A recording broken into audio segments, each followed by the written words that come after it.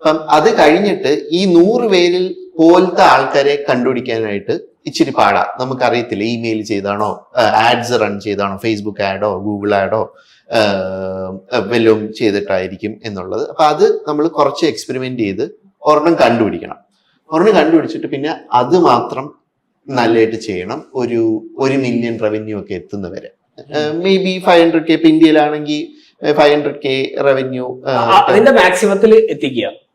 ഒരു നമ്മുടെ product repeated ആയിട്ട് വിൽക്കാം, നമ്മുടെ വെബ്സൈറ്റ് ഫിഗർ ഔട്ട് ചെയ്ത്, കാശ് മേടിക്കുന്നത് എങ്ങനെയാണെന്ന് ഫിഗർ ഔട്ട് ചെയ്ത്, പാക്കേജിങ് ഫിഗർ ഔട്ട് ചെയ്ത്, ബ്രാൻഡിങ് ഫിഗർ ഔട്ട് ചെയ്ത്, അതിനിടയ്ക്ക് വേറൊരു ചാനല് പോയി ആലോചിക്കാനുള്ള സമയവും ബാൻഡ്വിഡ്ത്തും ആർക്കും കാണത്തില്ല.